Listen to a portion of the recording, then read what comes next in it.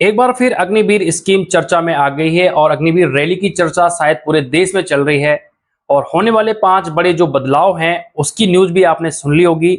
आज की इस वीडियो में हम जानेंगे कि किस प्रकार के 5 बड़े बदलाव होने जा रहे हैं, जैसे कि कितने परसेंट अग्निवीरों को परमानेंट कर दिया जाएगा और आखिर कब तक ये स्कीम लागू होने वाली है।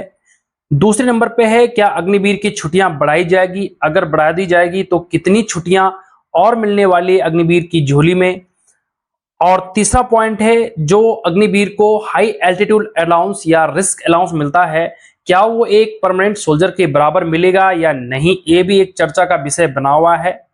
चौथा पॉइंट है दोस्तों, सर्विस 4 साल से लेकर 7 साल होने वाली है क्या, जो चर्चाएं आजकल न्यूज़पेपर में या व्हाट्सएप ग्रुप में आप देख रहे हो।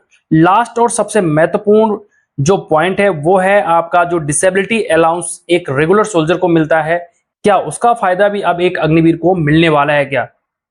इन सारे टॉपिक पे आज डिस्कस करते हैं। आज की इस वीडियो में हम जानेंगे इन 5 पॉइंट के बारे में। जी हाँ, नमस्कार, एक बार फिर आप सबका स्वागत है आपके अपने यूट्यूब चैनल इवाना टेक में। दोस्तों, अगर आपने अभी तक चैनल सब्सक्राइब नहीं किया तो एक रिक्वेस्ट है कि चैनल को सब्सक्राइब करके जाए ताकि ऐसी इंफॉर्मेटिव वीडियो आपको मिले सबसे पहले। तो सबसे पहले पॉइंट है दोस्तों कि कितने परसेंट परमानेंट होंगे अग्निवीर। जी हाँ, अभी भारत सरकार और इंडियन आर्मी और डिफेंस मिनिस्ट्री के बीच गहन मुद्दा छिड़ चुका है।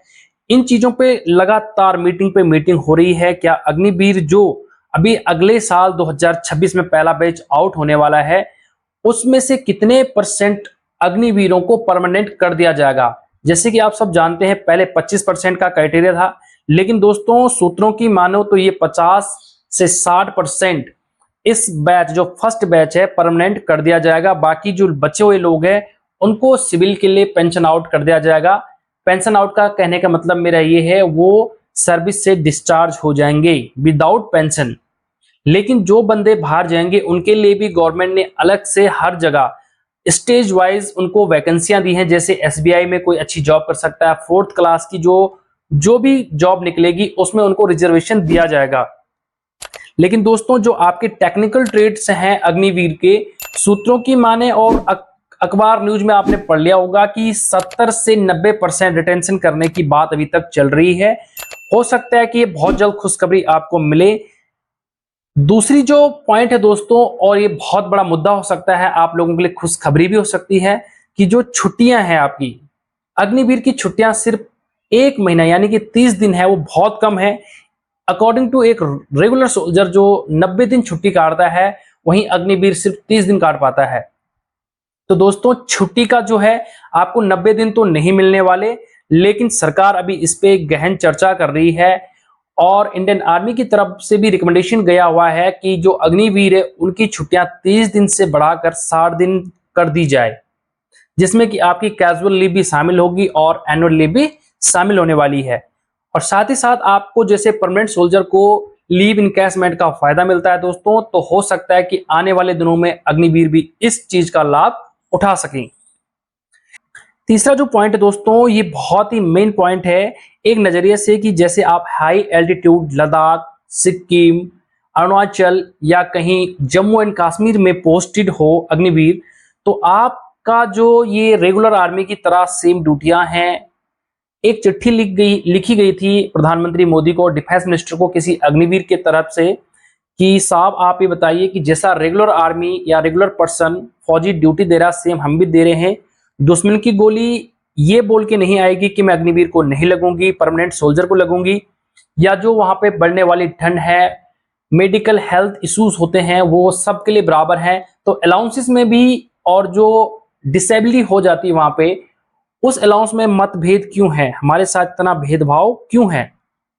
तो सरकार भी इस चीज पे अभी गहन डिस्कशन में है और ये पॉइंट बिल्कुल सरकार अभी मान चुकी है कि हाँ, अग्निवीर जो है वो हाई एल्टीट्यूड में भी नौकरी कर रहा है, राजस्थान की गर्मी में भी नौकरी कर रहा है, अलाउंसेस बराबर होने चाहिए। अलाउंसेस जो है एक रेगुलर आर्मी की तरह एक अग्निवीर को भी मिलने वाले हैं दोस्तों। संभावना ये जताई जा रही है कि जो जितने भी अलाउंसेस हैं आपके हाई एल्टीट्यूड से लेकर हाई रिस्क अलाउंस लेकर हार्डशिप्स के अलाउंस, वो आपको बराबर मिलेंगे। चौथा जो पॉइंट है वो है आपको सर्विस को लेकर, कि जो आपकी सर्विस अभी 4 साल है, 4 साल का टर्नओवर जो आपकी सर्विस में है, उसमें जो पैकेज है सैलरी का जिक्र नहीं है यहाँ पे दोस्तों। सबसे मेन पॉइंट है यहाँ पे सैलरी का डिस्कशन ही नहीं है। गवर्नमेंट चाहती है कि सैलरी आपको कम दी जाए, लेकिन बाकी जो वेलफेयर है वो बढ़ा दिए जाए। तो जो सर्विस है 4 साल से ये उम्मीद लगाई जा रही है कि अग्निवीर की सर्विस अभी 7 साल कर दी जाएगी, और 60 से 70% जो परमानेंट होंगे अग्निवीर, उनको और भी अच्छे बेहतर तरीके से वो रिटेंशन करने में, सैलरी तो एक सिपाही जैसे हो जाएगी लेकिन रिटेंशन करने में मदद मिलेगी। और दोस्तों जो सबसे मेन पॉइंट है 5वां, जो आपको डिसेबिलिटी अलाउंस, यानी कि जब कोई कैजुअलिटी हो जाता है, कोई भी सोल्जर या शहीद हो जाता है, तो अग्निवीर भी शहीद होता है, तो उसको जो मिलने वाला पैकेज है वो थोड़ा सा अलग है एक अकॉर्डिंग टू परमानेंट सोल्जर की। जैसे एक्स ग्रेशिया अमाउंट है, इनकेसमेंट की मैंने बात करी थी थोड़ी देर पहले, या इनकेस कोई दुर्भाग्यपूर्ण कोई अग्निवीर अपनी ड्यूटी के दौरान, ट्रेनिंग के दौरान डिसेबिलिटी हो जाता है, यानी कि चोट लग जाती है उस बंदे को, या कुछ ऐसी क्षति हो जाती है कि वो ट्रेनिंग कंटिन्यू नहीं कर सकता या सर्विस वो आगे कंटिन्यू नहीं कर सकता, तो उसके लिए जो मिलने वाला अलाउंसेस है, जो मिलने वाले भत्ते हैं, वो अकॉर्डिंग टू जो रेगुलर सोल्जर है वो बहुत कम है। अभी जो गवर्नमेंट और आर्मी की तरफ से भी रिकमेंडेशन गया कि नहीं, ऐसा नहीं होना चाहिए, बिल्कुल ये इक्वल रखो। इससे क्या कि मतभेद हो रहा है, अग्निवीर अपनी ड्यूटी में कहीं ना कहीं लैकिंग कर रहा है हाई एल्टीट्यूड एरियाज में। वैसे दोस्तों सबसे खास बात आपको बताऊंगा, अभी लास्ट में बता रहा हूं, सभी अग्निवीरों को दिल से बधाई, क्योंकि हाल ही में अभी 15 अगस्त में भारत सरकार ने जो मेडल अनाउंस किए थे, उसमें 2 अग्निवीर को भारतीय सेना का जो पदक होता है, पदक से सम्मानित किया गया है।